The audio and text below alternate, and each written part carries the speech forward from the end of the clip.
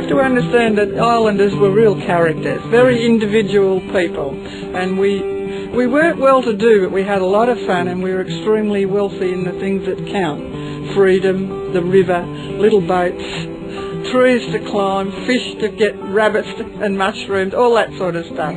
A battler's paradise. In the 1890s, they had a population of 200 on Mosquito Island, made up of farmers, orchardists, market gardeners, fishermen and oystermen and prawners. There was a school on Mosquito Island built in 1858. The church was built in 1865 by the residents themselves, and the children came across from Dempsey Island to Mosquito Island to go to school. Let's walk down to the waterfront here, and this is all very overgrown these days. Well, there's a sandy beach. Yes, look at that. yes. Now this is what you remember. You remember sandy beaches like this. Little sandy beach. The wharf jutted out as a long wharf, and it had a trolley that carried the milk cans down from Mr. Muncaster's cow bales, Tommy Muncaster. Let's go down to the beach. Yes. And here we are on the sand. My earliest memory is 1931. They were hard times for people, and Dad had blocked the creek, as he called it. He used to set his nets in the various parts, and he made himself a tank. Out of an old tank he made a smokehouse, and he had racks strung up, and he was gutting and cleaning the mullet to salt them and smoke them. And as he opened the mullet, they were full of tar, and he was very angry and upset. And he said, looked across the river to the industry, to the steelworks, and said, they're killing the river. It was the 1950s and 60s that the four islands here were joined. Yeah, they began the reclamation. First of all, they began filling out the Spit Island. BHP and the state government did a deal, and there was an act passed in Parliament, and they began filling out.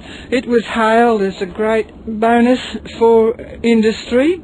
They started referring to the islands as wastelands, and they would be a lung for industry. Then the next thing, they came up with the Island Reclamation Scheme, and they were pretty gung-ho about it. All the islanders regret it. There was all sorts of stories went round, like the islands were sinking. You were almost born on the river. Dad went off to work, and Mother went across the paddocks to bring in their horse, and she started to go into labour. And as she used to say to me, Vera, you were almost born on the banks of the river. And I think that's when the river snavelled me. I've got this one. What's this river mean for you when you look at it and remember back to those times? Well, I guess I'm biased. As I said, I was almost born on the banks of the river, and the river has always sang songs to me, and it sings songs to all the islanders, and I suspect that it also sings to a lot of Newcastle people, because there is an intense interest in the fate of the river. When you say the river sings songs, what do you mean by that? Oh, well, here today we're listening to trains shunting, planes going over, but when you row the river, as I did, the river, I went to work during the war, and I used to row to work because I had to go earlier than the milk launches which took the school children. It enfolded me in all its moods. Mirrored calms that were so beautiful, storms and gales and rain, and the whole magic of it just grips you. And you're toiling, you're pulling against tide and wind, but then your other days you're compensating because you're going with the tide and the wind.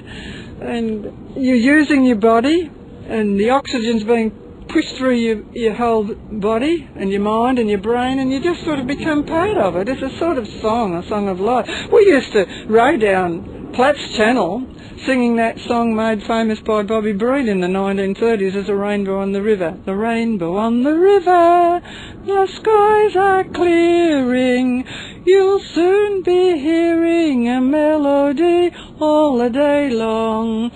Let you and I together go sailing down the stream, holding hands together, together we'll dream. There's a rainbow on the river.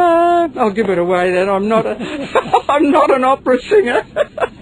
But you know, it was just sort of joy of living, I think.